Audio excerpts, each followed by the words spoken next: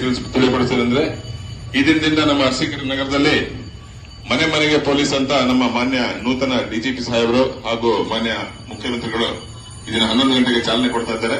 ಅದೇ ರೀತಿಯಾಗಿ ನಮ್ಮ ಅರಸೀಕೆರೆ ನಗರದಲ್ಲಿ ಕೂಡ ಮನೆ ಮನೆಗೆ ಪೊಲೀಸ್ ಎಂಬ ಕಾನ್ಸೆಪ್ಟ್ ಅನ್ನ ಎಂಬ ವಿನೂತನವಾದ ಯೋಜನೆಯನ್ನ ಅರಸೀಕೆರೆ ನಗರದಲ್ಲಿ ನಾವು ಎಲ್ಲ ಕಡೆ ಇದನ್ನ ಅನುಷ್ಠಾನಗೊಳಿಸ್ತಾ ಇದ್ದೀವಿ.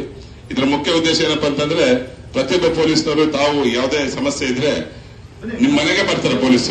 ತಾವೇ ಬಂದು ಪೊಲೀಸ್ ಸ್ಟೇಷನ್ಗೆ ಬಂದು ಕಂಪ್ಲೇಂಟ್ ಕೊಡಬೇಕು ಅನ್ನೋಂಥದ್ದೇನಿಲ್ಲ. ನಾವು ನಿಮ್ಗೆ ನಮ್ಮ 50 ಮನೆಗೆ ಒಬ್ಬೊಬ್ಬ ಪೊಲೀಸರನ್ನ ಒಂದು ಕ್ಲಸ್ಟರ್ ತರ ಮಾಡ್ಕೊಡ್ತೀವಿ. ಆ ಕ್ಲಸ್ಟರ್ ಪೊಲೀಸರು ನಿಮ್ ಮನೆಗೆ ಬರ್ತಾರೆ. ನಿಮ್ ಮನೆಗೆ ಬಂದ್ಬಿಟ್ಟು ನಿಮ್ಗೆ ಏನ್ ಸಮಸ್ಯೆ ಇದೆ ಆ ಸಮಸ್ಯೆ ಬಗ್ಗೆ ಕೇಳ್ತಾರೆ. ಕೇಳ್ಬಿಟ್ಟು ಆ ಸಮಸ್ಯೆ ಇದ್ರೆ ಅವ್ರ ಮಟ್ಟದಲ್ಲಿ ಕಾನ್ಸ್ಟೇಬಲ್ ಮಟ್ಟದಲ್ಲಿ ಅಥವಾ ಸಿಬ್ಬಂದಿಗಳ ಮಟ್ಟದಲ್ಲಿ ಬಗೆಹರಿಸೋದಾದ್ರೆ ಅವ್ರು ಬಗೆಹರಿಸ್ತಾರೆ. ಗಂಡ ಹೆಂಡತಿ ಗಲಾಟೆ ಆಯ್ತು, ಸ್ವಲ್ಪ ಇನ್ನೊಂದೇನೋ ಗಲಾಟೆ ಆಯ್ತು, ಗಂಡ ಹೊಡೆದು ಸಣ್ಣ ಪುಟ್ಟದಾದ್ರೆ ಅಲ್ಲೇ ಬಗೆಹರಿಸಕ್ಕೆ ಪ್ರಯತ್ನ ಪಡ್ತಾರೆ. ಅಕಸ್ಮಾತ್ ಅವ್ರಿಗೆಲ್ಲ ಆಗಿಲ್ಲ ಅಂತಂದ್ರೆ ಮೇಲಾಧಿಕಾರಿ ನಮ್ಮ ಗಮನಕ್ಕೆ ತರ್ತಾರೆ. ನಮ್ಮಲ್ಲೂ ಆಗಿಲ್ಲ ಅಂತ ಕಾನೂನು ಪ್ರಕಾರ ನಾವು ಕೋರ್ಟು ಕಚೇರಿ ಎಫ್ಐಆರ್ ಮಾಡುವಂತದ್ದು ಇಂತಹ ಕೆಲಸಗಳು ಕೂಡ ಪ್ರತಿಯೊಂದು ಅವರೇ ಮಾಡ್ತಾರೆ, ಪೊಲೀಸರೇ ಮಾಡ್ತಾರೆ. ನೀವು ವಿಚಾರವನ್ನು ತಿಳಿಸಬೇಕು. ನಿಮ್ಮ ಅಲ್ಲೇ ಬರ್ತಕ್ಕಂಥ ನಿಮ್ಮ ಮನೆಗೆ ಬರ್ತಕ್ಕಂಥ ಬೀಟ್ ಪೊಲೀಸ್ನವರ ಸಿಬ್ಬಂದಿಗಳನ್ನ ಫೋನ್ ನಂಬರ್ ಇಟ್ಕೋಬೇಕು. ಅವ್ರಿಗೆ ನೀವು ಕಾಂಟ್ಯಾಕ್ಟ್ ನಿಮ್ಗೆ ಯಾವುದೇ ಸಮಸ್ಯೆ ನೀವು ನೇರವಾಗಿ ಪೊಲೀಸ್ ಸ್ಟೇಷನ್ ಬರಬೇಕಂತ ಅವಶ್ಯಕತೆ ಇರೋದಿಲ್ಲ. ಹಾಗೂ ಇನ್ನೊಂದೇನಪ್ಪ ಅಂತಂದ್ರೆ ಈಗ ನಿಮ್ಮ ಮನೇಲಿ ಬೇರೆ ರೀತಿಯಾದಂತಹ ಇದು ಏನೋ ಸಮಸ್ಯೆಗಳಿರ್ತದೆ. ಯಾವ್ದೋ ಈಗ ನಮ್ ಇಲಾಖೆಗೆ ಸಂಬಂಧನೇ ಪಟ್ಟಿಲ್ಲ, ಕಂದಾಯ ಇಲಾಖೆದು ರೇಷನ್ ಬೇಕಾಗಿತ್ತು ಬಂದಿಲ್ಲ, ಇದು ನಿಮ್ದು ಪಡಿತರ ಚೀಟಿ ಸರಿ ಇಲ್ಲ, ಆಧಾರ್ ಕಾರ್ಡ್ ಅಲ್ಲಿ ಏನೋ ಮಿಸ್ಟೇಕ್ ಇದೆ, ಈ ರೀತಿ ಯಾವುದೇ ಸಮಸ್ಯೆ ಇದ್ರೆ ನಿಮ್ ಮನೆ ಬರ್ತಕ್ಕಂಥ ಪೊಲೀಸ್ನವರಿಗೆ ನೀವು ವಿಚಾರವನ್ನು ತಿಳಿಸಿದ್ರೆ ಅವರು ಆ ಸಂಬಂಧಪಟ್ಟ ಇಲಾಖೆಗೆ ಆ ವಿಚಾರವನ್ನು ಕನ್ವೆ ಮಾಡ್ತಾರೆ. ಈ ರೀತಿಯಾಗಿ ಪ್ರತಿಯೊಂದು ಕೂಡ ನಾವು ಸ್ನೇಹಮಯ ಪೊಲೀಸ್ ಮತ್ತು ಪಬ್ಲಿಕ್ ನೊಂದಿಗೆ ಸ್ನೇಹದಿಂದ ವರ್ತಿಸಬೇಕಂತ ಈ ಹೊಸ ಕಾನ್ಸೆಪ್ಟ್ ತಂದಿದ್ದೀವಿ.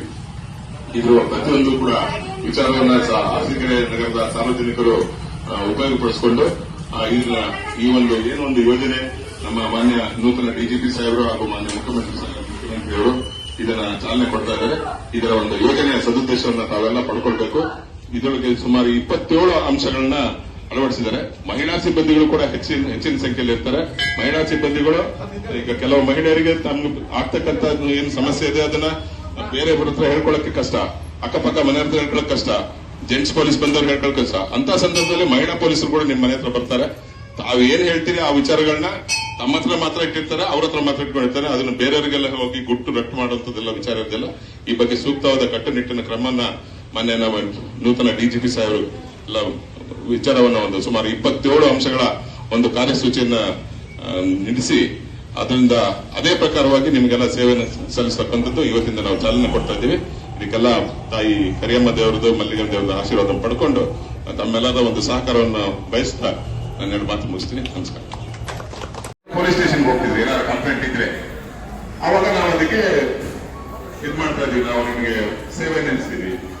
ಆದ್ರೆ ಇನ್ಮಂತ ಏನಾಗ್ತಪ್ಪ ಅಂದ್ರೆ ನೀವು ಕಂಪ್ಲೇಂಟ್ ಕೊಡ್ಲಿಲ್ಲ ಅಂದ್ರೆ ನಾವು ನಿಮ್ಮ ಮನೆ ಹತ್ರನೇ ಬರ್ತೀವಿ.